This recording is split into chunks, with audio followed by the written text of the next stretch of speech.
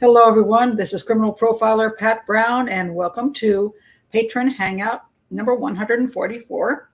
I want to welcome everybody who's in the chat room. And if you're not in the chat room for the live show and you would like to be, go below, click on the description, and join Patreon. And you can be at 8 live shows a month. If you don't want to do that, all my shows become public after I finish the lives. Please just subscribe to the channel. Okay, this has been a crazy day. And I want to thank everybody for waiting an extra hour for the show. I forgot it was my granddaughter's makeup soccer game and the awards ceremony. And so I moved it an hour and I raced down the street and I saw them get the awards. And then there was a big, huge clap of thunder and all the rain came down. So the game got canceled. So I could have done the 7 o'clock show. What can I say? All right. So other things that happened today. If you all, well, maybe some of you have already seen it. There was breaking news or bombshell news. They always say this crap. There it is. Maddie email bombshell in the Madeleine McCann case. It says that, oh my God, the German police discover Christian Bruckner's emails linking him to Madeleine McCann. First time ever that they've heard about evidence connecting him to her case. That's what the court heard. And so, of course, it went all over the media, every single outlet saying the same things. Oh my God, this bombshell information, clearly that's proving that Christian Bruckner is linked to what happened to Madeleine McCann. And so I got a call from News Nation to come on their show. I'll put the link below. And I have not been able to speak on this case in over a decade. I did a Montel Williams show on it. I think I did maybe an Australian show or two, maybe one other American show. And then they basically blacklisted me from ever doing any American shows on the Madeleine McCann case because I would not say she was abducted and go with the program. And so I was kind of shocked today when I got this call. It's like, we'd love you to be on News Nation. I'm like, have you forgotten who I am and what I might say? And I'm not sure whether they did forget because it's been that many years. And luckily for me, I just answered the email and I didn't actually make the phone call back because then they usually do a pre-interview. And a lot of times during the pre-interview, they ask what you're going to say. And when you tell them what you're going to say, amazingly enough, they find they don't have room to have you on the show after that. So I just said I could do it. And they said, okay. So they told me I had 5 minutes. I wasn't on a panel. And I was glad about that because I don't like them. That's one reason I don't do TV anymore, because you don't get enough time to say anything. But I really wasn't sure I was going to get that 5 minutes either, because I felt as I started talking about the case and what I thought these emails meant, which is not much. And I said there was no evidence of abduction. About that time, they'd have technical difficulties. And I would, oh, sorry, we've lost Pat. They'll do that. And so I really thought I wouldn't get the 5 minutes.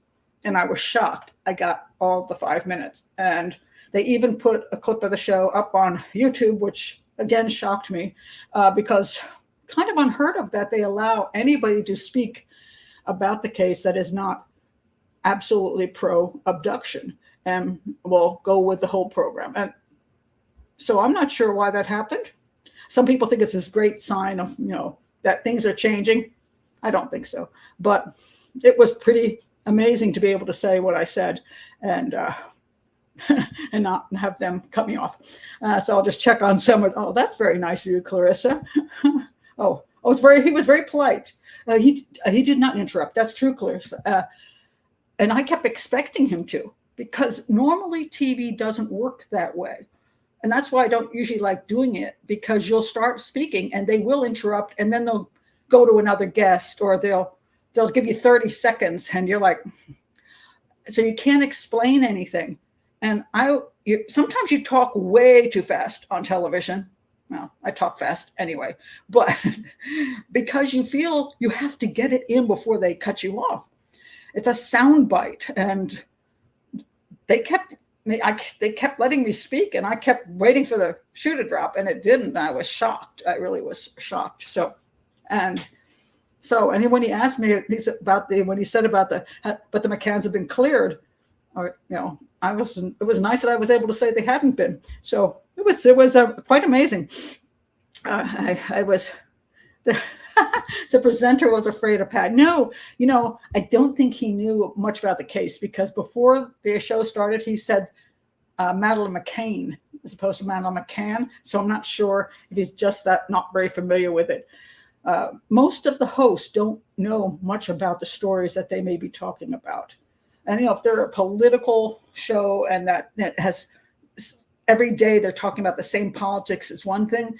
But a lot of these shows, crime shows, they're thrown information. And when the guests come on, they're thrown information too, right before the show or an hour before. They send you some emails. You're like, what is this case? And then you show up and you get your few seconds. And that's why it's never in depth. That's why the person doesn't have time to research as much as they would like to research, because they don't have the time. And so it's kind of nice to do YouTube, where I get my choices to do what I want. So that's pretty cool. But you really, he looks shocked. Oh, may I have to go back and look at that? I think that would be kind of cool. I don't know whether they knew I was going to say what I said. So yeah, they may have been shocked for sure. You said volumes in that 5 minutes. I tried to hit on all the major issues that people are not allowed to say on television, that there's no evidence of abduction, that there's nothing linking Christian Bruckner, that the parents haven't been cleared. Let's see what else that I wanted to. There's no with Christian Bruckner. There's no physical evidence linking him. No DNA evidence. None of that. So yeah, to be able to get to say that was quite a surprise. Quite a surprise. So I was happy. You speed me up? Are you kidding me, Lex? Most people have to slow me down, not speed me up. Oh my gosh! But I was very happy about the results, because usually I feel like I just waste my time, and so that was pretty cool. So anyway, that's one thing. And before I get on to more serious subjects, I know that a lot of you are interested in the tail of the cat, and here it is. That's the tail of the cat. No, really. There's the cat. That is a mackerel, and he actually that is the feral cat. In case you're new, that's a feral cat I've been feeding for about I think 6 weeks now, and he comes into my house through the cat door, because my other cat died, and he's coming through the cat door, and I've moved the bowl from the kitchen little by little into the bedroom. So now he sits by my bed and eats the food right by my bed. And he actually sat down and stayed for like 30 minutes in my room before he walked away. Not all the time, just, he'll like for 2 or 3 days, he'll just come in, eat his food, look at me and go, whatever. And then just leave. But he's getting, I think, bolder. And, but whether he'll ever be a cat that will let me pet him on the head, or whether he'll ever sit with me, is very questionable. But it's an interesting experiment with wildlife, and so I'm enjoying it, just because it's kind of challenging and fun. You keep saying, "You're a cat." Well, I don't know that he is. I mean, he's a cat that comes in my house, and that's what he does, and takes advantage of me. And I give him nice food. And he did the other day. It was funny. He came in and was halfway through his food in the bedroom, and my granddaughter opened the front door, and boy, did he bolt. I mean, he flew out of there. And I was really worried, because she came and sat in bed with me, and I'm like, I think you've ruined my cat. I mean, he may not ever come back, because he's never had anybody come in and scare him like that. And then we sat for a while, and he didn't come back, and then she left. And then about an hour later, he rolled back in and ate some more food. And so I guess he's okay. So yes, he's Mac the cat. I'm luring it like a profiler would. Yeah. Yes. Got to watch out for me. I might be a serial cat lurer. Well, I've had cats all my life, but I've never had a feral cat, and I'm not one of those people that will capture the cat and force it to stay with me. So it will have to, if it, well, we'll just see what happens with him. I'm just curious. So anyway, let's see. Oh, this is just something just important to know. I don't know if I mentioned this before. Dark sense of humor can be dementia warning sign. So I'm so screwed. I have a very dark sense of humor, so I guess I'm ruined. The other thing I had up, if you haven't seen it yet on my YouTube channel, is the Jen McCabe Google search that is a big, huge issue in the Karen Reed case. And so I did that video to help people understand the meaning of the Google search. I'm not going to get into it here. And let's see. But just want to let you know it's there. Okay, and what other things do we have? Oh, let's see. We have this guy. This is Robert Pickton, and he's the massive the Canadian serial killer who fed some or many of his victims to pigs, and apparently somebody attacked him and he died. That's a shame. That's a shame. I should not laugh. Oops, too bad. I should have done it a long time ago. Yeah, pig man. He was a pig. Oh, thank you. Oh, sorry, not the list. Oh, list. Well, I can get to that in a second. Long Island serial killer. Okay. Long Island serial killer. Yes, there's some more information on that. Good old Rex, the alleged Long Island serial killer. They have found some more evidence that they've linked him to 2 more victims. And this is one of them that went missing in 2003, and they have linked him now to her. And so, yeah, he's the question a lot of people have is how many victims might he have out there? And we may never know. It doesn't matter whether he tells us how many, because you can't believe a psychopath anyway. So he could say there's only 10 out there, but he could mean 30, or he could say there's 150 out there, and he could be lying because he wants to go down the Guinness Book of World Records as the most prolific serial killer. So we won't know. What's most important is if they can legitimately link him to victims, legitimately.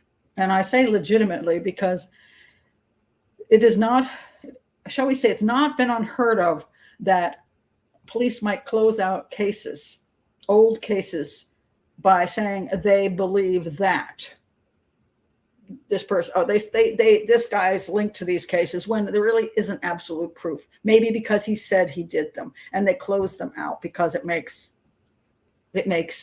people happy. It makes the families happy that they have closure, even if it's not necessarily so. And it makes the police department happy because they don't have to keep pursuing the case that they feel is hopeless. And they also get a better closure record. So we will never probably know how many victims he's got. But if they can find legitimate links to victims that they can prove, yes, it's great, because then they can close those out, which is a really good thing, because families would like to know what happened. Although in the long run, well, they'd like to know the guy who killed their loved one at least has been caught. Although one of the sad things about many serial killers is they get away with it for so long that justice isn't really served, in the sense that if you don't catch them in the beginning, which is, there's 2 times you can catch a serial killer: early on and very late. In the middle, they know what they're doing. Early on, they might screw up. Later, they get careless. But in the middle is where they do the most damage. So if they get away with it in the beginning and don't get caught for the next 20 or 30 years until they screw up, they may kill a dozen or 2 dozen more people. And so those people, if only they caught him right away, all those people wouldn't have been murdered. And then, of course, if he gets to live out his life enjoying his little hobby until he's 60 years old, he's not really getting that much of a punishment, is he? So, yeah. It's frustrating. That's why we need to really have the best methodologies of catching serial killers. And I don't think we have that at this point. I'm trying to do some, when I put the school thing online, I keep trying to get to on YouTube, I'll have a whole section on serial homicide. And not just about, oh, this creepy serial killer, that one, but how you catch them. What's the best methodology to try to get them before they do so much damage. So that's what I hope anyway. So yeah, that's a good, yeah, he's such a large man who somehow hid for so long. And as I say, in plain sight. And that is a lot of the problem with serial killers, is that they do not kill every day of their life. And so therefore, all those other days, they live normal lives because they do what other people do. They go to work, they go home, they watch movies, they buy pizza, they do normal things. And for some reason, we have a hard time understanding that they have to live life. It's kind of like let's say this. How can I put this? Okay, so a guy goes to a bar, he picks up a woman, he goes home, he has wild sex with her. That is not his whole life. It's a good part of his life. He likes that moment of his life. It might last an hour. And then it's over. And what does he do the next day? Gets up, he makes coffee, goes to work. What does he, if he might brag about what he did the night before because it wasn't illegal. But a serial killer is not going to brag. So he'll simply go to work and you will have no idea what he did the night before. That's the way it works. And also, I point this out, that even right after the crime, like let's say he's just raped and murdered a woman and dumped her body in the bushes. On the way home, he may actually pick up Domino's pizza and bring it home to the family. Hi, guys, here I am with the pizza. They will have no idea that right before that, he actually raped and murdered somebody. That's how it works. So, yeah. So my other example is, you got a couple people in bed together and they're having wild sex and the phone rings and the guy says, or the girl says, hold on a sec. Hello, what's up? Blah, blah, blah, blah, blah, blah, blah, and hangs up. That person had no idea what was going on. So this is the way serial killers work. It's just they do really bad things, but sometimes they do things like put people in their basement and keep them there for a month and all that kind of stuff. And sometimes they do a very quick job of it. But a good portion of the time, they're living what looks like a normal life. And that's why they're hard to catch. So, yeah, it is. It's compartmentalized. That's a very good point, Sarah. And we all do that. We all do that. I remember, when I working at the hospital as a sign language interpreter or working on television, I could have had a very, very bad day. Something terrible happened. Maybe I just lost somebody had died who I cared about, or maybe I just got really bad news. And I would walk. I remember this is how it would be. I'd walk in the hallway, and as soon as I walked into the place where I was going to interpret, I'm like, "Hi, what's up?" They would have no idea that a minute ago I was crying in my car, because you have to compartmentalize to do a lot of life. So, yeah, and so that's what serial killers do as well. Oh, the fast or slow. Oh, thank you for my fast or slow point. Now,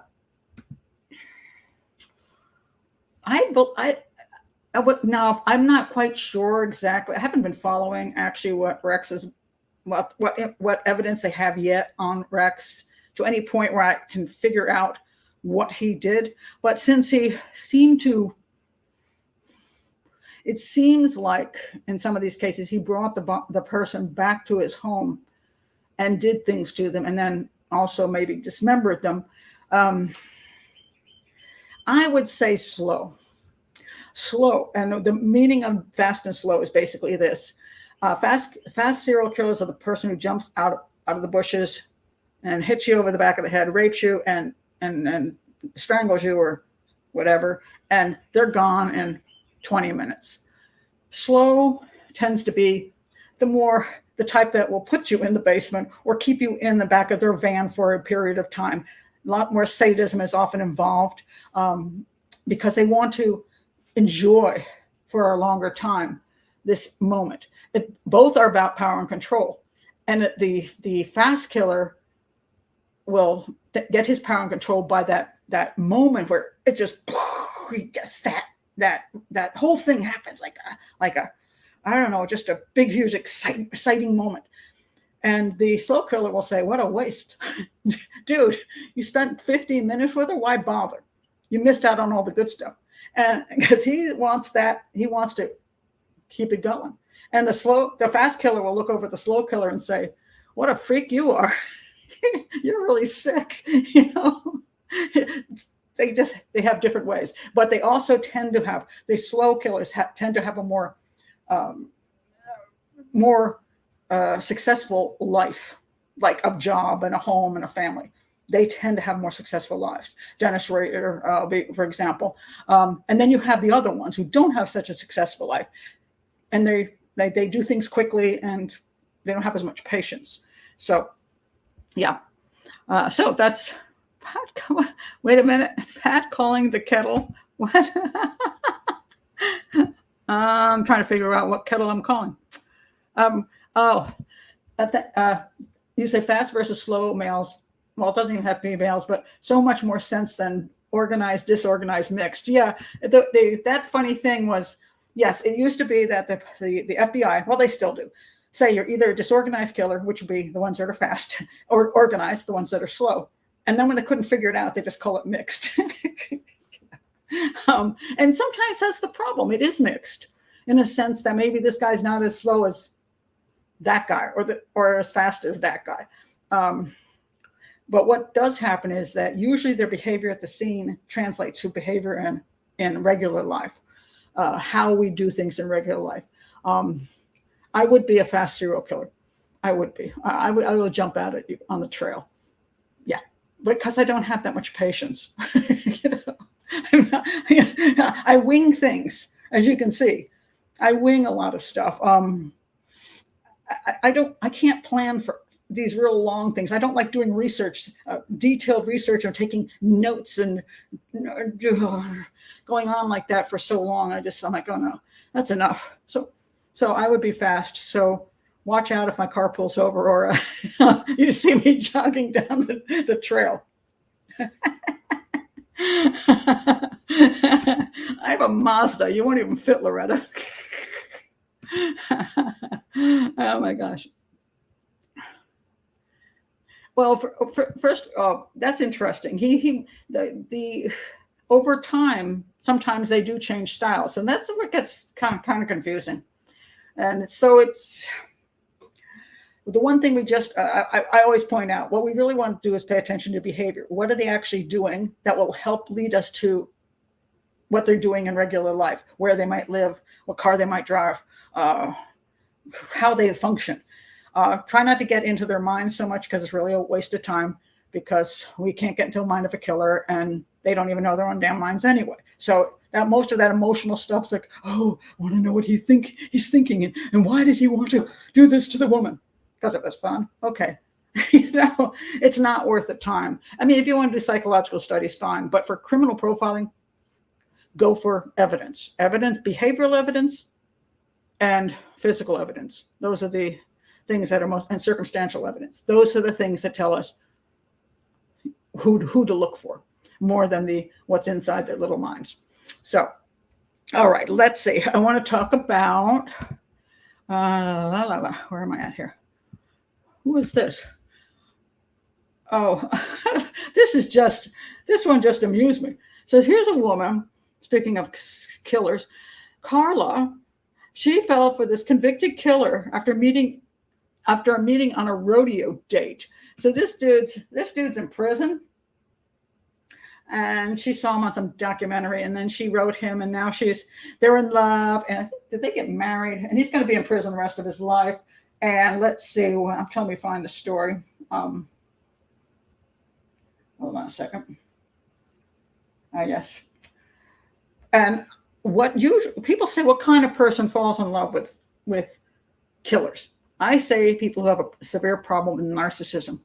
In other words, falling in love with the guy that works at Petco does not get you much attention. No, you say, oh, who are you dating? I'm dating Danny. Where does Danny work? He works at Petco. And he's a nice guy. That gets you nowhere. But if you marry a killer, whoa, everybody's going to pay attention, including the Sun, which is where I got this crap from. So the story goes like this. All right. Hold on a second. They put a lot of pictures of her. There's so many pictures of her. I should link this just because you can see how many pictures there are of her looking cute. All right. Oh, listen to this. When Carla Ferreira's mom spoke to her new boyfriend for the first time, she was shocked to learn he was a convicted killer. Gee, that's something to tell mom. Say, oh, we have a new boyfriend. Guess what? He's a murderer. But there was more surprise to come in the same phone call as Joseph Ward asked for her daughter's hand in marriage. What a gentleman. He's a gentleman. He's asking for the mother's permission, even though he's going to be in prison for 100 years. Okay, so let's see. Here they are. I have to show you some of these pictures. I just do. Let me see if I can not knock everything over here, just because this is funny. You see this picture of them? Oh, look at it. See, it's a picture of them outside. But if you look at the bottom, it's just a picture. It's what they take pictures in prison like this. They pull down a screen and they take these pictures like they're actually on a real date. They should not allow this in prison. I think once you're in prison, you should not have this access to the outside world. When you're a murderer, you should lose access. But no, that's not what happened. So he's in Louisiana, and the pair was in a relationship for just 3 months when after sharing their first date at a rodeo within the walls of the Louisiana prison. Actually, there was they have some area there where there's some horses, and he helps with the horses. Ward, now 41, was handed a 100-year sentence for aggravated robbery, kidnap, and manslaughter in October 2000 after a woman was shot and killed in Louisiana. He only escaped the death penalty by taking a plea deal. Now, despite his dark past, Carla, 26, fell for Ward after watching a prison documentary that featured him. Because now he's famous, right? Now she can be famous too. Now the unconventional couple, who share a 15-year age gap, plan to marry in a jailhouse ceremony. It's so sweet. Carla says, most people are shocked to discover I'm dating a convicted criminal. But that's not how I see him. He's really loving and has such a kind nature. Okay, either you're just a massive narcissist who wants to get into the newspaper, or you're an adult if you believe that some guy behind prison walls is some guy who's really loving. You have no idea what he's really like because you will never be with him. But hey, maybe that's a good thing, right? Don't have to bother with the dude either. He's really remorseful for his past actions and has had a lot of time to repent and turn his life around. A lot of time, he's going to have 100 years. I believe everyone deserves a second chance. Well, okay. Oh, I tell you, we'll see how long that one lasts because he's not getting out. Within a week, Ward confessed to Carla that she was his soulmate and professed his love. The dude's a psychopath. If anybody professes love within a week to some girl they just met while they're in prison, psychopath. All right, Carla is twice divorced, says she's always been attracted to older men, and maybe one's in prison. Her last relationship was with a man 20 years her senior, and so 15 years between them didn't much matter. So let's see. They shared kisses throughout the day. Aw, that's a nice. But there was one thing Carla was desperate to know, the story behind his conviction. Eventually, Ward told her that he was 17 in a drug-induced stupor, and he and his friend Robert Smith kidnapped and killed Smith's sister, Christy, 24. Wait. Okay. Before it sounded like maybe it was just some kind of robbery thing. No, they kidnapped a girl and murdered her, his own friend's sister. Although he claimed during the trial that he shot Christy, he now insists he didn't pull the trigger. And he's working hard to turn his life around in prison. Okay. Let's see. Anything else here? And her mom granted him permission to marry her daughter. Mother's adult too. The mother should have said, "This is ridiculous," and slammed the phone down and told her daughter she's an idiot. But we now know why the daughter is an idiot. She fell off the idiot tree. Or this narcissist tree, whatever. And she's so happy now. Okay. I tell you, sometimes. Yes, this is true. The state allows criminals to continue to victimize people. Absolutely true. They should not have access to anybody but just their family and a religious person, pastor, whatever, and their lawyer. That's it. They should not have access to dating sites, which they do. There's tons of dating sites for people, even convicted and convicted murderers. There are dating sites. And yes, they continue to use people. They get money from people. Some people are desperately lonely and can't get a date on the outside, but this guy likes me. This girl was hot looking, so in my opinion. So she could get a date on the outside. But there are some women who have trouble finding a date. So getting a guy in prison, they get that kind of a safe relationship where they're not actually with him, but he'll lie to them in letters saying how wonderful she is and blah, blah, blah. And it's like a pen pal. And he will get money from her and all that kind of stuff. And if you live in a certain state, you can have conjugal visits and he will get sex while he's in prison and even get you pregnant and have a child. It's disgusting. So,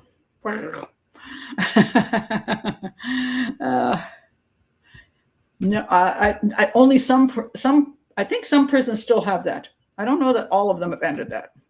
I wish they would. I think it's ridiculous. Absolutely ridiculous.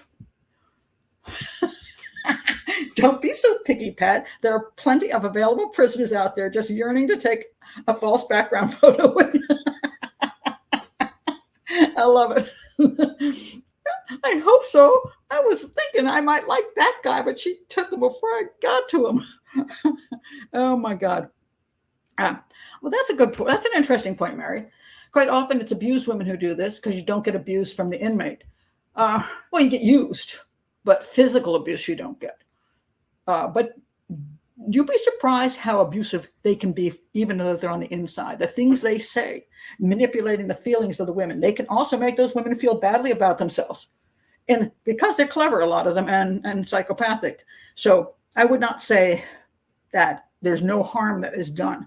I think there can be a lot of harm that is done. And also it keeps the woman from actually doing something better with her life. And men, by the way, a lot of guys hook up with the ladies in prison too. So yeah, not just women. Let's see. Let's see what else I've got here. This whole thing about juries. I want to talk about. People keep saying, well, you can't. One of the problems we have with the possible professional jury system is that they could be bribed. Okay, well, yes, but not necessarily. All right. This is a group, I don't know if you've heard of this group, Feeding Our Future. They had offices in Minnesota. They were accused of offering non-existent meals to non-existent children during the COVID-19 pandemic. And let me tell you how much money they got. If you've ever heard of this case, it's insane. This is during the pandemic. They were accused of stealing $41 million from government programs meant to feed hungry children through a profit called Feeding Our Future. Prosecutors have accused them and a dozen of others of stealing $250 million by claiming to serve non-existent meals to non-existent children. The government actually gave them this amount of money without obviously really paying any attention. They have charged 70 people in the case, 18 of whom have pled guilty. They have recovered roughly $60 million by seizing bank accounts, real estate properties, and vehicles. All right, and this actually is quite interesting because the group that did this, the 7 defendants now There are Somali immigrants. And so there's a very large Somali community in the Minneapolis area. And again, there are many, many lovely Somali people, but this one group committed this, and they were supposedly helping the poor children of Minnesota. And so, anyway, they're at trial now. And what happened was, on the eve of the closing day of a federal trial, a woman drove up in a Mazda to a juror's home holding a Hallmark gift bag emblazoned with butterflies and flowers. Well, you want a pretty bag. Inside were wads of $150 and $20 bills, roughly totaling $120,000. $120,000. Now, I don't know, they're kind of stupid in this. So anyway, the person the juror was not at home that Sunday night when the unusual package arrived, but a relative of the jury grabbed it. And the woman told the relative, "This is for juror 52. And tell her there's another bag for if she votes to acquit." When the juror, a 23-year-old woman, got home and learned that the dropped off cash, she called her local police department, which reported the attempted bribery to federal officials. Well, I like that juror. That is, it's a felony if you actually accept the money and acquit the defendant. But still, that she right away called and did not take the money. Or, well, of course, some people say, did she take part of the money? And we will never know. I'm not saying that the juror did that, but you never know. Anyway, the juror was dismissed anyhow. Prosecutors asked the judge for permission to seize the cell phones of the 7 individuals on trial to learn out who orchestrated the attempt to bribe a juror. And apparently that's not the only one they tried to bribe. So, as I point out, all you need in a civilian jury system is one of those jurors to acquit. One to say not guilty, and it's over. So they don't need to bribe everybody. Just got to bribe one. Could this happen in a professional jury? Yes, it could. But I just want to point out, civilian jury doesn't mean they can't bribe them too. That's a real, that was a lot of money. So, what was that? A pocket of 100 Franklins easily stuffed into the pocket. Well, you never know. Yeah, one doesn't really know how much was in the bag. But we just hope that she was as honest as it appears she might have been. So, fascinating. And then I want to talk about this case. Which one is it? The little pictures are here. Oh, Hunter Biden. Hunter Biden is in court right now for gun charges. And this is not a political place. No politics. I don't want to hear one political comment in my chat room. None. I'm not talking about the politics of this case at all. So I don't care if you like or dislike certain political candidates, button it. Okay. But I think what's interesting about it is what they did when they're setting up the jury, which I thought was absolutely fascinating, which is where I talk about how what's happening in the jury oftentimes is not about examining the evidence and making determinations based on just the evidence. It can be based on so many other things, agendas, emotions, all of that. Now, what in the world just happened here? Hold on a second. Don't do that. Are you kidding me? You did not do this to me. Hold on a second. No. To continue, I have to set up an account. I have to unlock an article. It was here. It's such a great article. Well, I'll join my Facebook because I want you to be able to hear what I have to say from this article. Hold on a second. Okay, continue as Pat. Yes, I was previously logged on. Okay, give me back. Okay, at least it didn't take too long. Okay, now this is such an interesting article. All right. It's the Daily Beast. They're saying this. The strict definition of jury nullification is when a jury has determined that a defendant is guilty beyond a reasonable doubt, but either rejects the evidence or refuses to apply the law because the jury, quote, wants to send a message about some social issue that is larger than the case itself, or because the result dictated by law is contrary to the jury's sense of justice, morality, or fairness. So you see, there are reasons they will do things that are not necessarily based on evidence. Let's be clear, they say. Juries are not supposed to do that. Well, of course they're not supposed to do that, but they can do that. All right. They are supposed to convict if the evidence proves guilt beyond a reasonable doubt, period. And acquit if it doesn't. Fine. But while the definition of nullification conjures up images of jury making a social justice-inspired speech and refusing to convict, the reality is quite different, because the jury does not need to make such a blatant statement. Rather, the sense the juries might have of unfairness can be evidenced in an acquittal, despite strong evidence of guilt. Also possible a hung jury, right? So now what does the skilled defense do? They bring out factors of unfairness without having to specifically ask a jury to ignore the evidence or the law.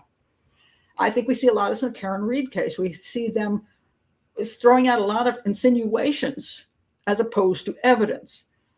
And that affects people. They think, well, I think this has been unfair. I think the police didn't, I don't know. I just think there's some conspiracy. Now, if there isn't enough evidence to convict Karen Reed, that's fine.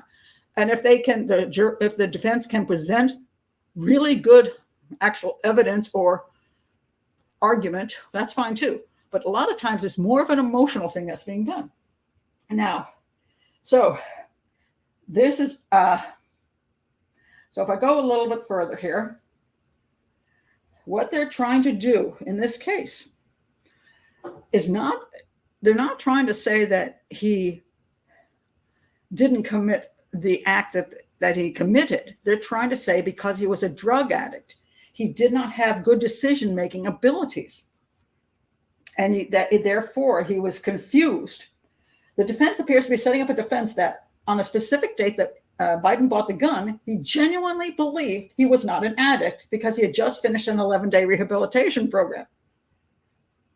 But it says this kind of evidence is likely to have a powerful effect on many jurors. One such effect may even have been seen when a juror began crying during the defense opening statement. Crying.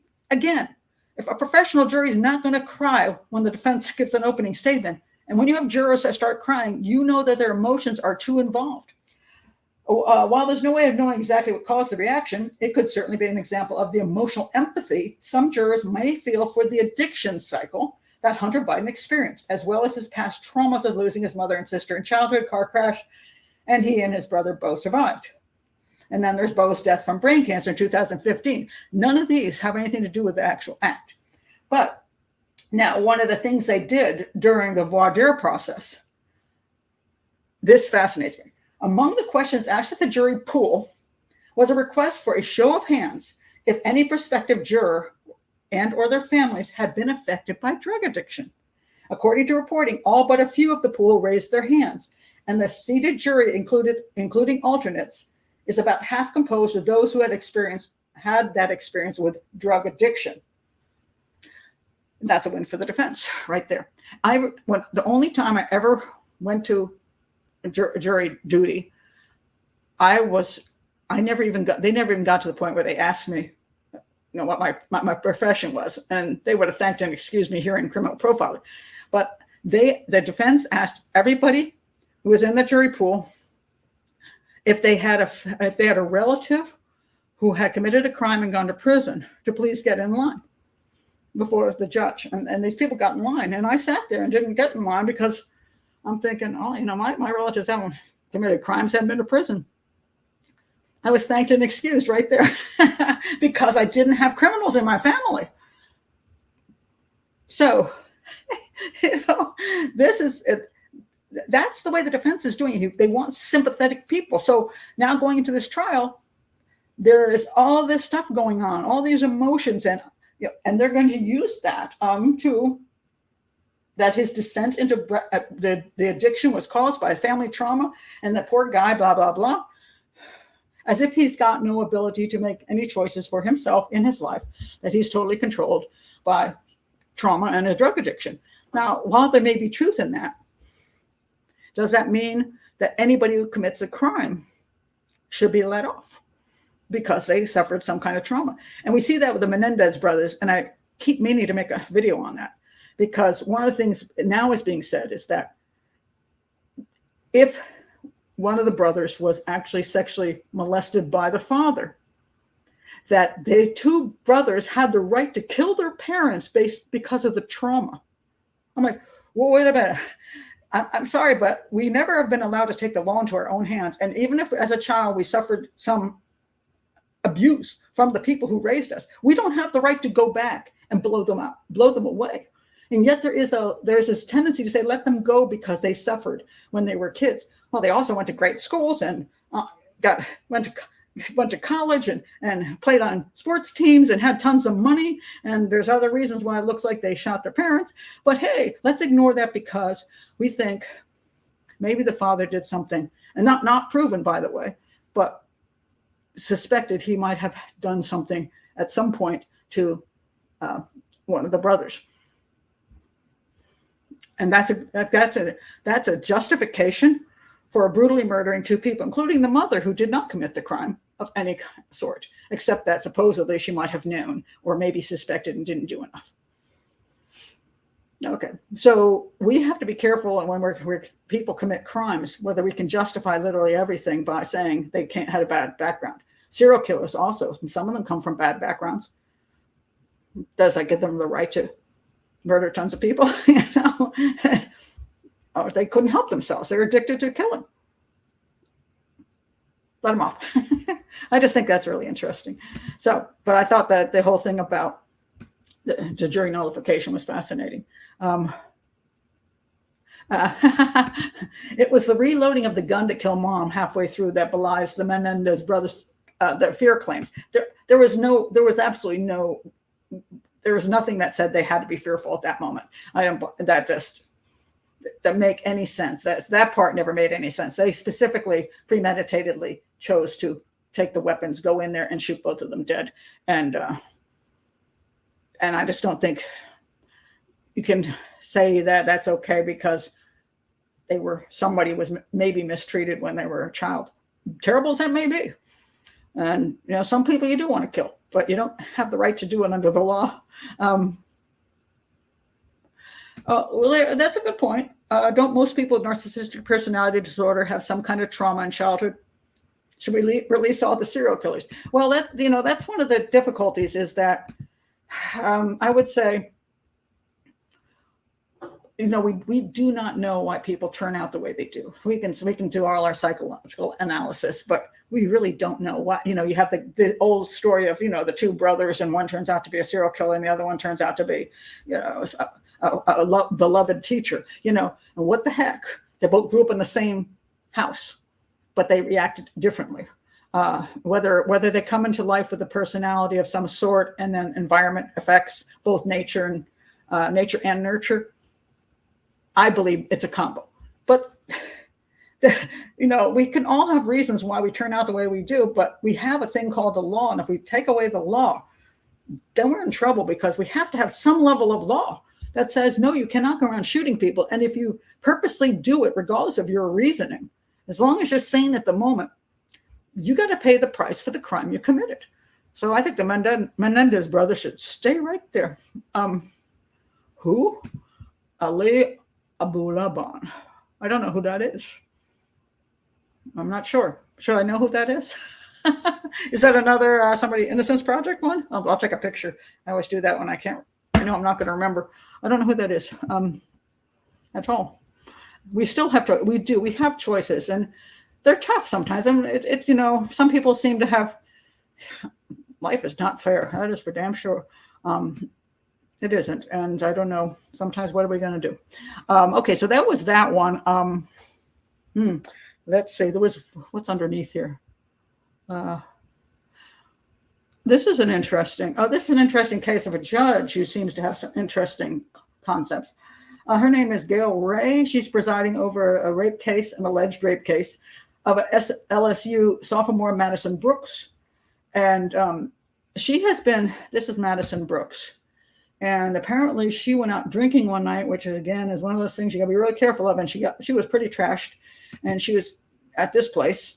And somehow she ended up with 4 guys in a vehicle. These 3 guys and this guy, he's being tried as an adult. And they say it was all consensual. And then what happened in that horrifying case is that, let me find it. Hold on.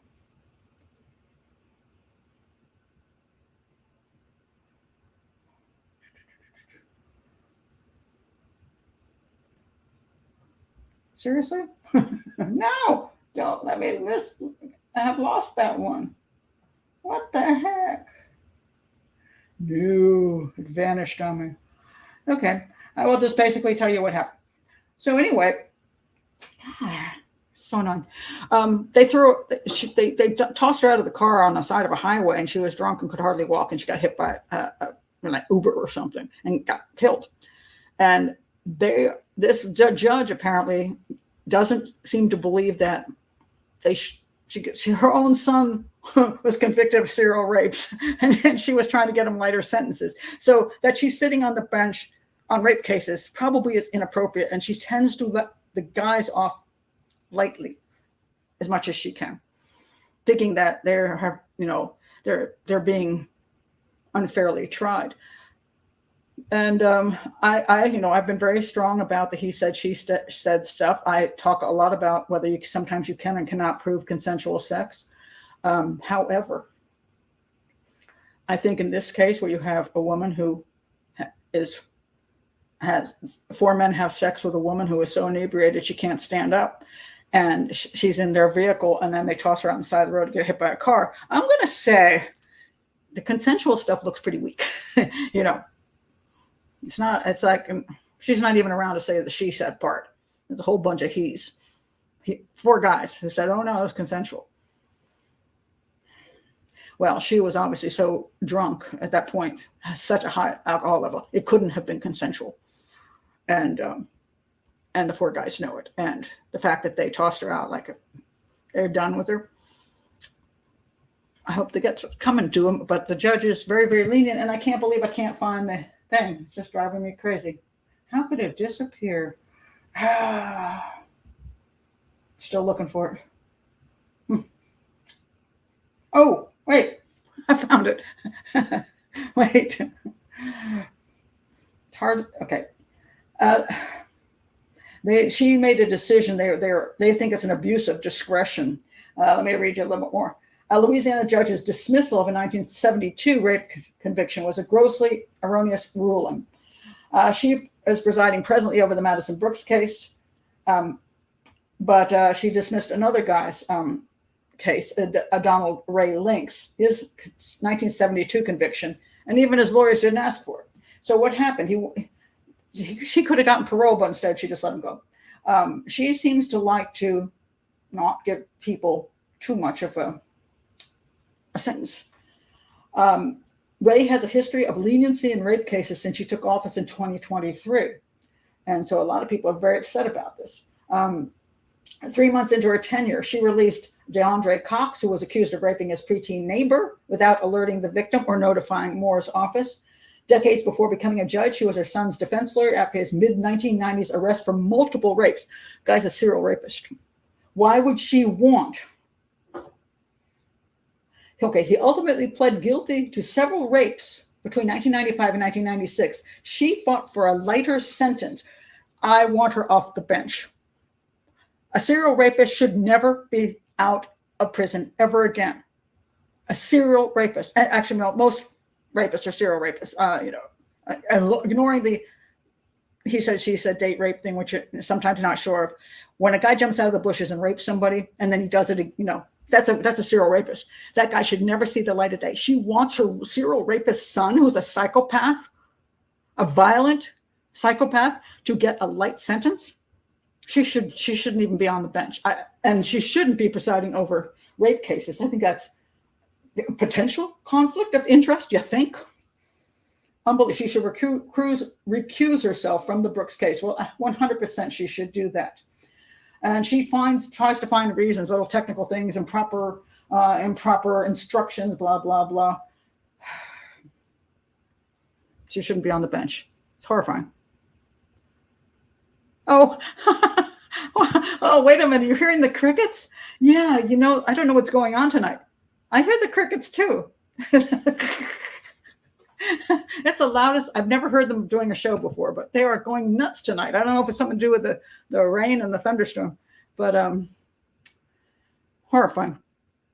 Oh yeah, she was plastered drunk, and you know,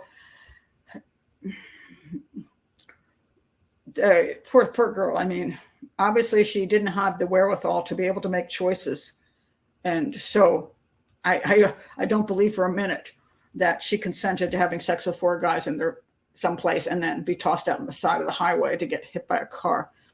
Yeah, I'm not going for that one. Okay, let's see. This is just. Oh, not him. What is this? This is the case of the Michelle Traconis. I don't know if you remember this case, but Jennifer Dulos, she was murdered. Her body's never been found. She was murdered by her husband and the husband's girlfriend. Had videos of them getting rid of all the bloody clothing and everything. So she's really guilty. And she says, I deeply regret ever being in a relationship with him. And I'm like, wait a minute. He was married when he got in a relationship with him. And he committed suicide, by the way. So he's not in prison. But she didn't get sentenced to very much. She supposedly did not kill Jennifer Dulos, but she got 14 and a half years in prison. And she will probably serve a term. She got sentenced to 20 years. So she might spend 14 years and then get probation. And she feels bad that she ever got hooked up with him. But he was a creepy dude, and he was a cheater, and she was a cheater. And once you start helping with the homicide of somebody, I think pretty much you're a horrible person yourself. So I do not feel sorry. I do not. So I'm glad she got 20 years, at least that. Oh, good point. She didn't regret the murder. Well, that's it. She didn't regret the murder, apparently, just the relationship that led to the murder. Okay.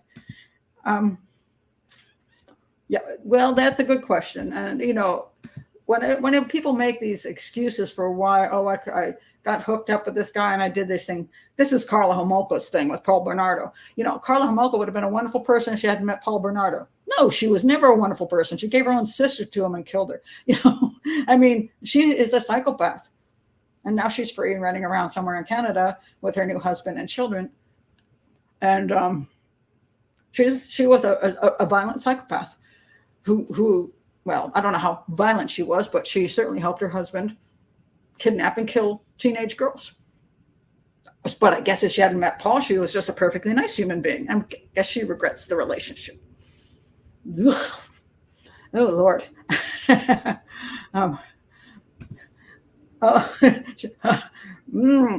don't know anything about her family. What did they do? Did they back her and think that she should get a break? The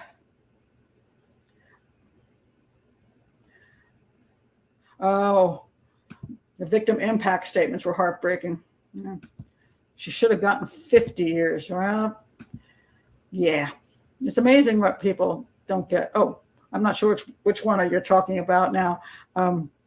Yep, she is out, and she is a mother under a new name, so she can go to PTA meetings and have your children over. Can you imagine when their kids get to be teens, she can have teenage girls come over? And they will maybe not know who she is. Can you imagine? Your teenage daughter is friends with her daughter and goes over to her house, and one day you find out that's who your daughter's been hanging out with is Carla Homolka. That's just appalling. Just unbelievable. Oh, I speaking of feeling sad about things and not feeling sorry, but not really sorry. We have what happened here. We have Amanda Knox sobbing away her. Now, Amanda Knox has been found guilty in Italy. for slander. So she is guilty again. Knox cried as she was reconvicted of slander in the case linked to the 2007 murder of Meredith Kercher after telling the Italian court, "I'm very sorry." Well, she actually told them she was very sorry. But listen to what she actually said. She wept as she was reconvicted of slandering a bar owner in the case of the tragic murder of British student Meredith Kercher. She's 36 and she attended the court in Italy for the retrial and hoped she could clear her name once and for all. How do you clear your name when you absolutely committed the crime? Not the crime of murder, which she has been exonerated from, although I still believe she was in the house when it happened. I don't buy her story. I don't believe necessarily that she was involved in the actual moment of murder, but I believe she was there. Because there's too many things in that crime. You can go see my video on that. Too many things at the crime scene that couldn't have happened with one person alone. But anyway, she got exonerated on technicalities. But anyway, she wants to clear her name. What was she trying to clear her name of? This is what she was trying to clear her name. This was the case, her slander conviction. She got, in 2011, she got a slander conviction relating to Patrick Lumumba, who she accused of killing Kercher. So he was the bar owner. And when the police brought her in for questioning, she said that she was in the house hiding, just kind of like that in the kitchen. She was like, ooh, hiding in the kitchen. And while the murder was going on, and the person who murdered Meredith Kercher was the bar owner, the boss that she worked for, Patrick Lumumba. And she ruined his life. She did. He had a hell of a time for a long time. And the only reason that he ended up not being anybody believing he did it was because he actually had an alibi. Thank God the poor guy had an alibi. But she not only told the police that, she even wrote it down when she wasn't in police presence. So she doubled down on Patrick Lumumba being the killer of Meredith Kercher. And this is her apology, though. She apologized to the court. This is what shows me what kind of person, in my opinion, Amanda Knox is. A lot of people think she's slightly autistic or she's on the spectrum. She's just a girl with an oddness to her. No, she's a woman who had absolutely no reason to say Patrick Lumumba did it. If they said, "Were you there?" She'd just say, "No, I wasn't there." "Do you know who did it?" "No, I don't." That's the answer. Why would she ever say Patrick Lumumba did it? And my belief is because she was there and she knew who did it, but she didn't want to identify the person who did it. So she picked a person that kind of looked black like the other guy, both Africans, right? But so she apologizes and said that she wrongly accused him after being put under intense police pressure for hours, adding she had been scared, tricked, and mistreated.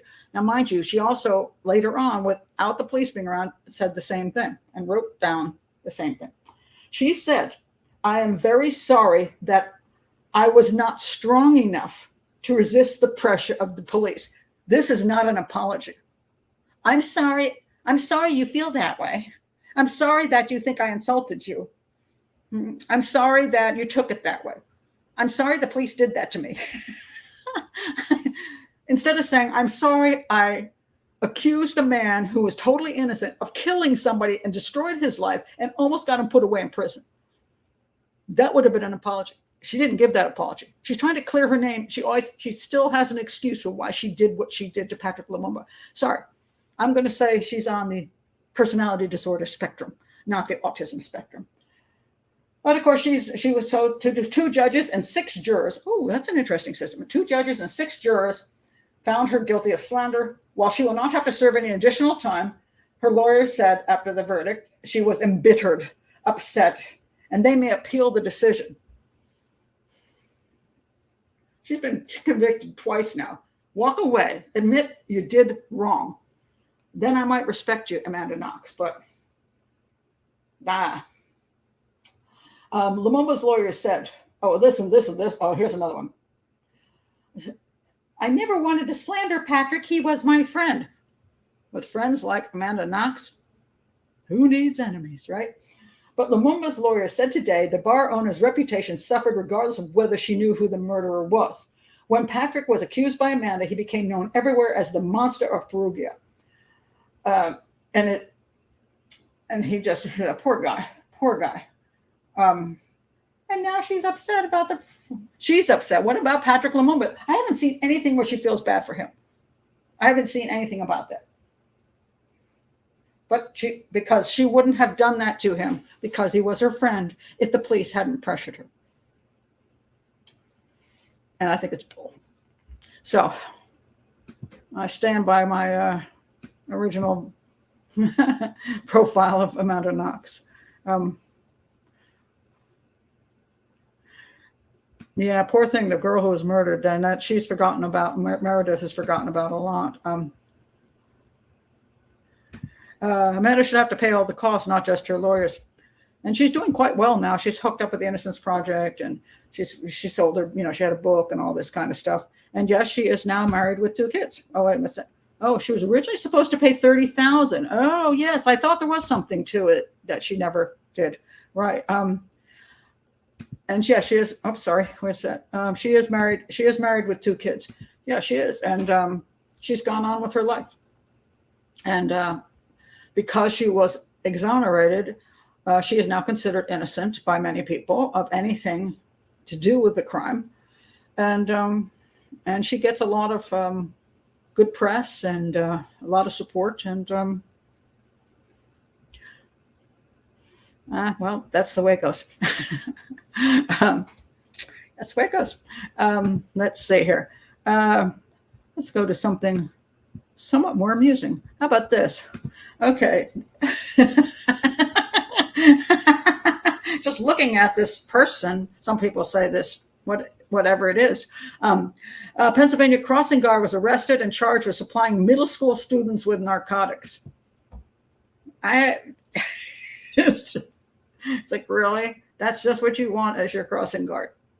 That's just kind of weird, It's like, and this guy, these are just some great people associated with our community. This guy is a police officer, 29 years old, is charged with 18 counts of child sex crimes, luring youngsters using Gen Z app. Now, he used Snapchat, and what he would do, he had conversations which he had sexual interest in children. And he also participated in sexual acts with dogs. He admitted in a Snapchat of participating in sexual acts with dogs. So he's got 3 misdemeanor counts of sexual intercourse with animals. He wanted to get a 13-year-old pregnant. And then he did some posted a naked image of a child. And wait a minute, what's this one? Okay. A witness told investigators that in 2021, he allegedly said he wanted to have kids so he could abuse them. This is such a nice guy. Oh my God. He said he could get away with it because he's a police officer. The witness said I don't know how to pronounce his name. Cordes gave her a sexually transmitted disease and sent her $150 for treatment. He sounds like a winner. Now, he's not yet found guilty of anything, so these are all things that are alleged. He has been suspended indefinitely without pay for conduct unbecoming a police officer. I'm going to say if he was doing chats where he actually said all these things, that probably is just the surface of everything. But what a scuzzbag. I mean, ugh. And now you wonder what's going to happen with him. Oof. Oh, they should get him. Yeah, cruelty to animals. No kidding. Well, that's an interesting point too. Quite a handsome dude too. Yeah, he's not a bad-looking guy. And a lot of times we say, why is the guy a serial killer when he looks halfway decent? Or why is this guy a pervert when he looks halfway decent? Why does he do things when he could do things that are, first of all, legal? Legal. Well, I guess because the illegal stuff is more fun for him. It's the power and control again that maybe he doesn't get enough of in consensual relationships or adult relationships. For whatever reasons, he's a sick twit. And that's sort of what he is.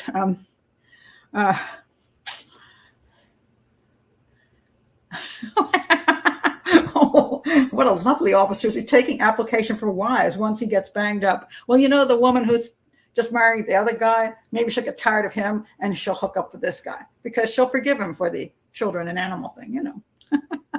Oh my goodness. Oh, Sarah's heading out. By the way, Sarah is Alex, in case you keep wondering why I can't read Alex. And I keep saying Sarah. Had to leave a little earlier. Been a crazy day. I'm going to get a puppy. Okay, go take care of puppies. Bye. Okay, a couple more things. Somebody asked me to talk about this case. And this is a very old case of Paige Renkoksi. And this is one of these cases that I just like to point out sometimes why I can't do full shows on certain cases. Oh, hold on, my iPad's decided to get stuck. Come on, must we get stuck? Really? The web page had to be reloaded. Well, no kidding, there's a problem. I don't know if it's the rain tonight or whatever's going on here, but okay, come on now. Okay, here we go. Just took a wee bit. Okay, let's see. The Paige Renkoksi. And this is an unsolved case which will probably remain unsolved. She was a substitute teacher in Michigan, disappeared in 1990. She was last seen talking to two men on the interstate in Fowlerville, Michigan. She went for a walk in the morning. And so here's, well, wait a minute. Here, I'm sorry. Different case. Okay, so in this particular case, she drove her mother to Detroit Airport, visited a friend, and then between 2:30 and 2:45, she went to a store, and then the next thing they saw was her standing on the side of the road with two men. Like she was a little upset, and one of the men was like touching her on the shoulder, and that was it. And then she disappeared. And they had a number of suspects. And let's see, did they ever find her? I don't think her body's never been located. And no one's been charged with a crime. Why not? Because they got nothing. And so now it's been all these years. And the problem, a lot of times people say, why don't they do something? Because they don't have a body. They don't have DNA. They don't have any good suspects. I don't know what happened to her. I can't profile what happened to her. I mean, her car's on the side of the road when she's talking to two guys.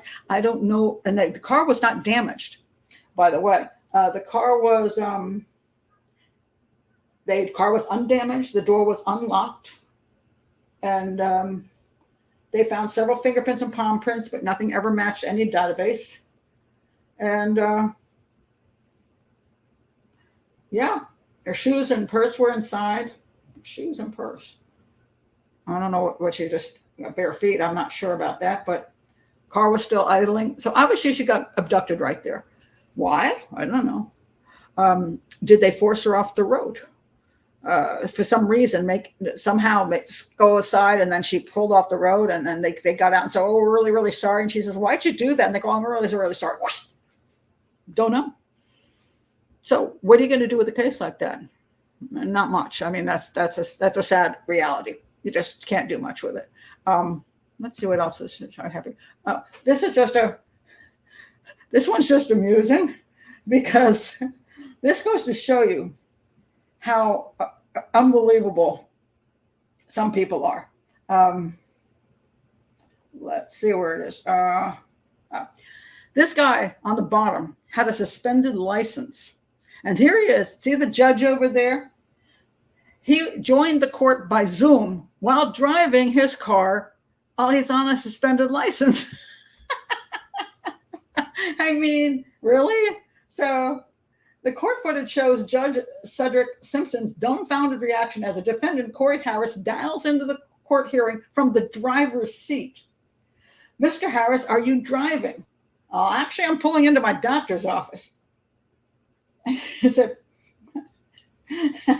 so he's driving on a suspended driver's license. Calls into court. I mean, so the judge. So the judge says, so this is driving while the license is suspended. He doesn't have a license. He can't be behind the wheel. And the public defender says, yeah, that's correct, Your Honor. So he revoked Harris's bond and ordered him to turn himself into the county jail. It's like, why would you do that? You know, people do some really strange thing. Yeah, he's a genius. At least what he could have done was pull over and then jump into the passenger's side and say, I'm sitting here, you know, like I was riding and my driver pulled over so I could do this. But you see, this sometimes the arrogance of certain people is just phenomenal, absolutely phenomenal. So unbelievable. Okay, I'm going to end with just a couple of Dear Abby's, really short ones, just because they again amuse me. All right. and you just wonder about how bright people are. All right. Dear Abby, my wife works from 2 p.m. to 10 p.m. The other night, she left me a voicemail saying, I'm super tired, so I'm not coming home tonight. I'm going to stay in a motel. We live 20 minutes from her job. I am, to say the least, very upset. She swears she didn't go with anyone. She just went there and slept. I'm not sure I believe her. What should I do? Don't be a dolt. That's what you should do. And then she says, this is Abby's answer. What she did is highly unusual, not to mention costly. Can she produce the receipt from the motel? If she can, let it slide. Well, what if she paid for the motel room to sleep with somebody in the motel room? How does that not make any difference? If it happens again, consider hiring a private detective to gain insight into her sudden change of behavior. No. How about there are going to be signs when people's spouses are cheating on them. There's often more than one sign. And the problem is that people don't want to believe it. So they come up with excuses for why the person is doing what they're doing. Excuse after excuse after excuse. Because they just don't want to go there. They want to stay married. So they ignore things that are like right in your face. I'm pretty sure 20-minute drive. She could have done 20-minute drive. I find that a little unbelievable that she needed to pull into a motel to go to sleep.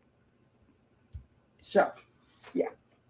And here's another person who I find this is a answer to this is crazy because it's another Dear Abby. And they come on, internet. Why are we doing this? I'm gonna check my phone. Maybe my phone will do better. Because the internet is suddenly screwing up terribly. Let me see if I can find it on my phone. Okay, let's see. Hangout 44. Well, there we go. It's much better on my phone right now. My iPad is down. Okay, wait a minute. What's going on here? All right, where is my story? Okay, here we go. Check this one out. This is a woman. Over the course of 12 years, my husband and I have gifted more than, wait a minute. Oh, my husband and I have gifted more than $400,000 in down payment money to our adult daughter and her husband. Wait a minute. Is this the right one? Hold on a second.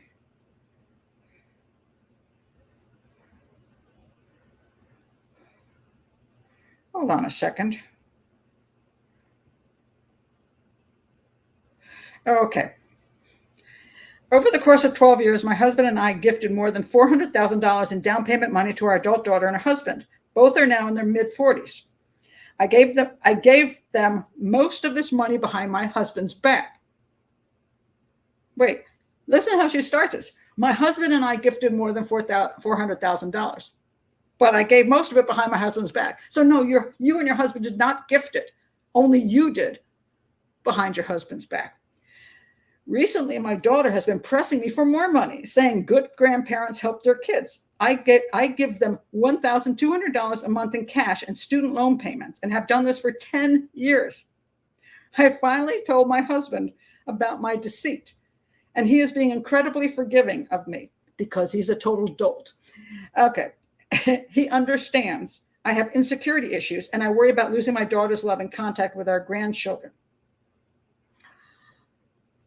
I'm going to say your daughter has major issues and she got them from you because you are a liar and a cheat and deceitful.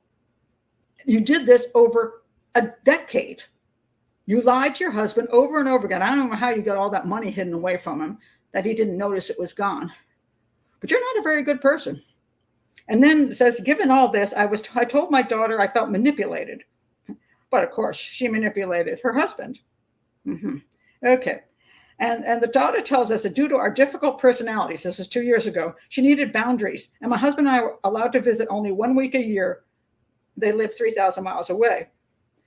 This came as a shock since my husband cared for our grandchildren from birth until the family moved away when the kids were 4 and 6. Okay, your family is completely screwed up. There's something wrong with all of you. Dear Block, this is Abby's answer.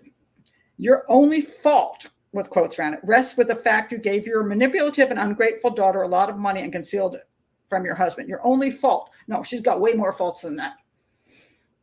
You can't make someone love you by buying their affection. You can see now it was fruitless.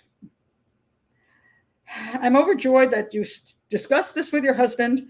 Oh, and she should discuss it with a therapist. I'm overjoyed you'll be discussing this sorry situation with a licensed mental health professional. It's the surest way I know to quit blaming yourself and to regain your emotional balance. No, you should blame yourself. If she's not blaming herself, it's because she's probably a massive narcissist. She wanted so much attention that she's been manipulating the hell out of her daughter, her husband, and everything else. And finally, the daughter used the same methodologies and then moved away because she's sick of her mother, but she still wants her money. you know, it's amazing when people don't want to take responsibility. I guess I should just not feel too bad that I've been a big fat liar. If I were a husband, I would divorce that woman. Oh my God.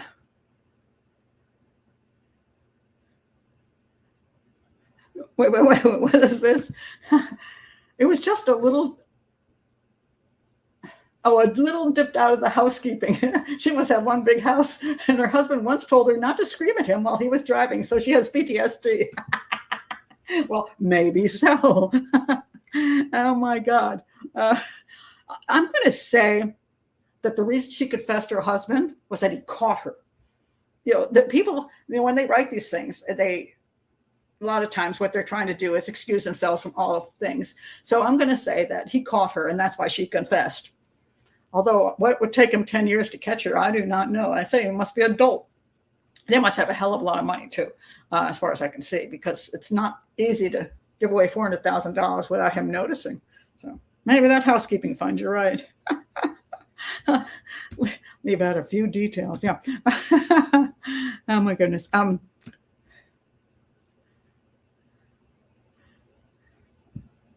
Oh, that's interesting. Oh, $400,000 as a down payment for the house. Well, let's see. She probably is under. Was it $400,000 for the house? Supposedly. Yeah. Okay.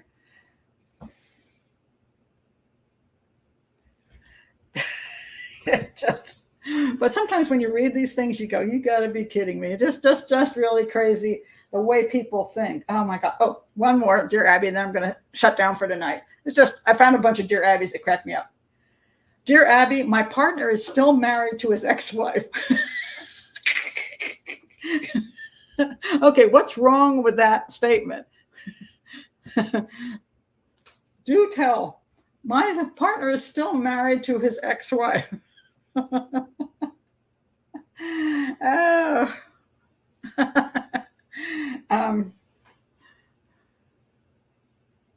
That may be not exactly, not his ex-wife. I mean, you can't be married and have an ex-wife. Dear Abby, I've been with my partner Hank for 25 years, but although he's legally separated, he is still married for 24 of these 25 years. Oh no, he's still married. We have lived together for 24 of these 25 years. He has 2 adult children with his wife. I used to be married and have 2 adult children with my ex-husband. Maybe he wasn't so ex. Hank and I have had 1 child together and also an adult as well. Should I be concerned that he is not divorced? Maybe you're 25 years too late on that one. He keeps telling me he wants to get divorced. And I refuse to bug him about it because I don't want him to think I'm nagging him. I love him and I know he loves me as well. Should I walk away after all this time or should I nag him? You should have walked away from him 25 years ago when he was a married man and you had the audacity to hook up with him. Okay. Let's see. Let's see what Abby has to say. Dear Unsettled, I don't think you clearly understand what the fact that Hank is still legally married means for your own future. If something should happen to him, his wife, well, that's correct, will be making all medical decisions for her husband, including whether he can have visitors. She would be entitled to evict you from the house and keep the contents if his name is on the deed. She would be the one to decide what would happen to his remains. You would be left with nothing and no legal leg to stand on. Please discuss this with your lawyer who can give you more detail about the horror story that may lie ahead. Once you understand all the implications, discuss with Hank, who should formally do now what he should have done a quarter of a century ago. You know, quite frankly, my dear, I don't give a damn. You don't.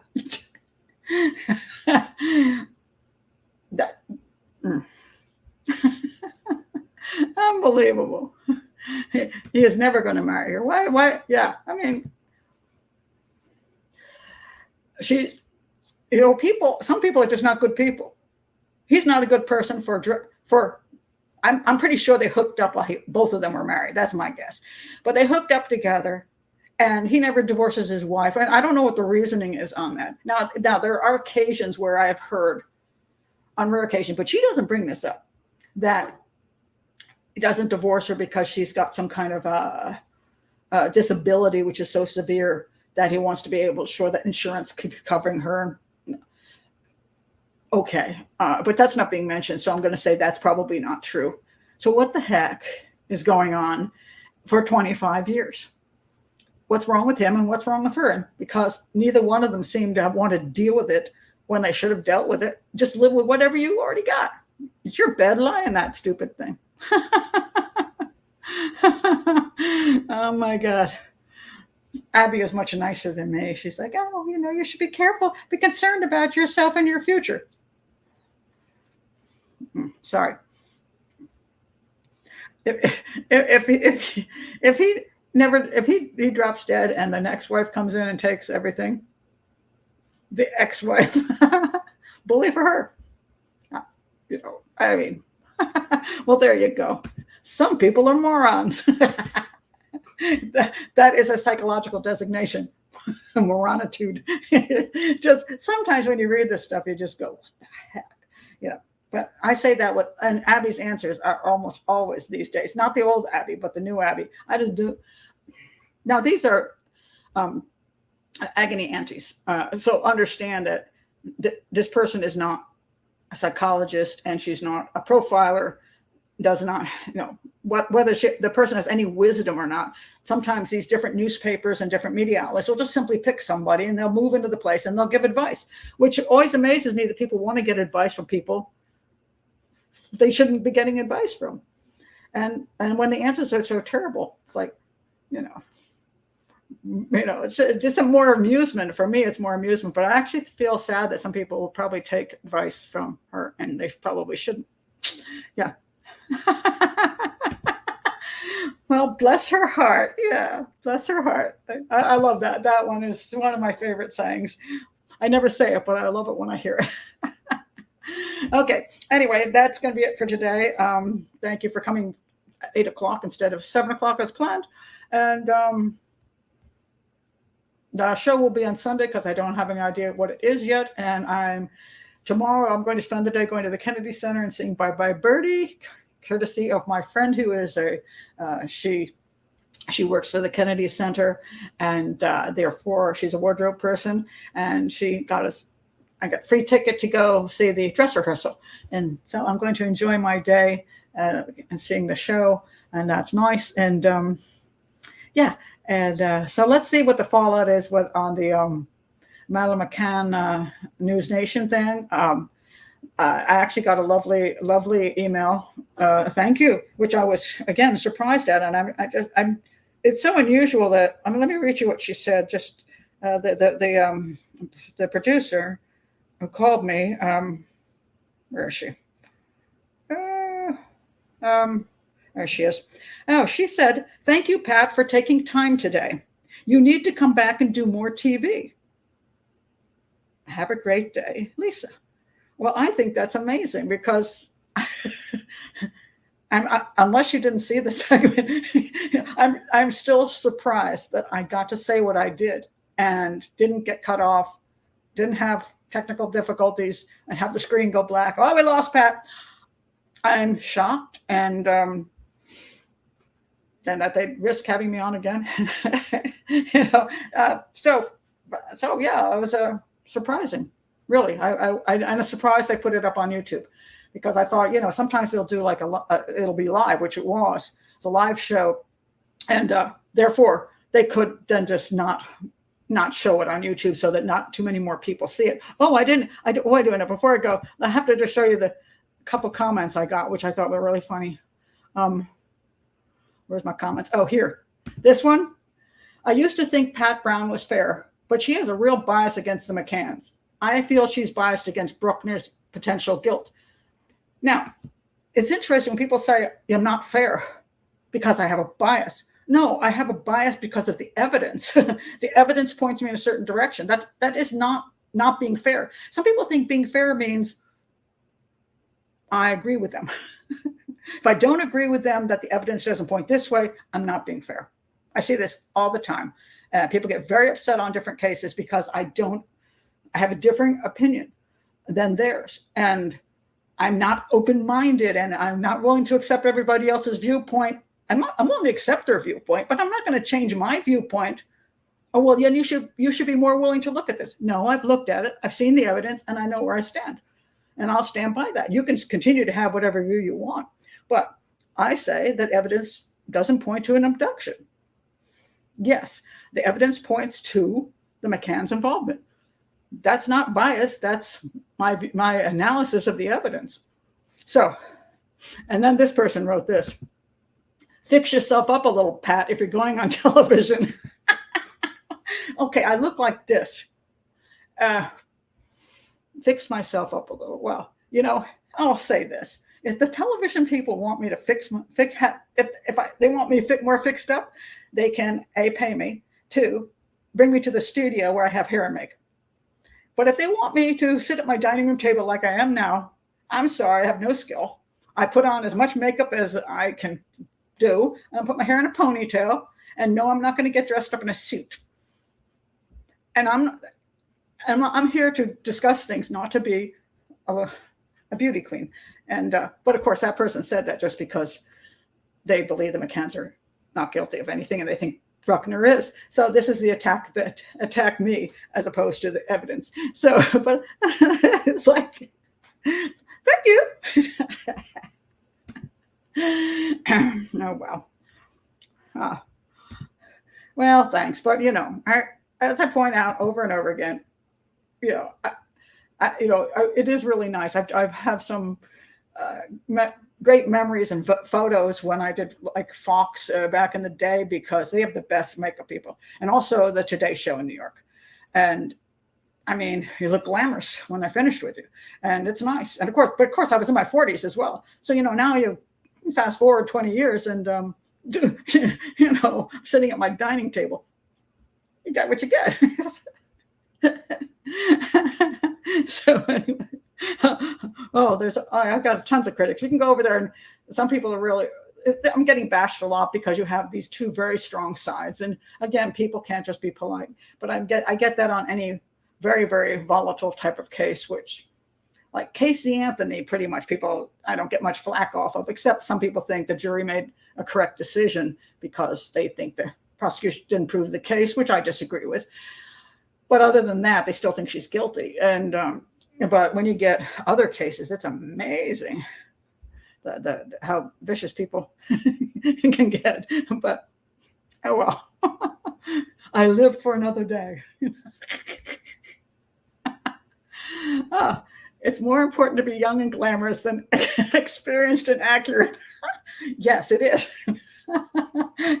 You know, and it's television, so it's true. There's a lot of that on television. But I'm going to say, if you want people to do a Zoom on television, you get what you get. And so I don't apologize for that. I'm just, you get what you get. You want something more, pay me, and I'll come into the studio and you can doll me up as much as you can doll up a person of my age. Wait a minute. Kelly says, my own parents wouldn't recognize me if they were still here, Pat. That's what happened to me in 10 years. True that. The McCanns won't be happy with that talk. No, I think, well, they can, they're used to the media always being in their court and nobody making waves. And so it's very unusual to have any expert go on MSM and say what I said, which is, I say, still surprising to me that I was able to say those things. So they won't be happy, but since I'm only one person and 5 minutes, it'll just go wash away, and the rest of the media will continue on with the things that they usually say. So people think that, we can make a huge difference in, experts and books and all stuff and what happens with the Madeleine McCann case. The answer to that is no. A lot of times we're talking to each other in a fishbowl, and in that fishbowl, it looks like, we can accomplish so much, but no, it's 17 years, and it's the case is what it is. And I don't know whether they're going to find a way to make Christian Bruckner appear guilty enough that they can close the case down with him, or they'll just keep going like this for a very, very long time and never is an actual answer. But I don't ever believe the McCanns will be brought into court, which is what a lot of people think, and it's just not going to happen, barring some major, major miracle, which would be a body is found and the proof has to go back to the McCanns, actually be linked to them.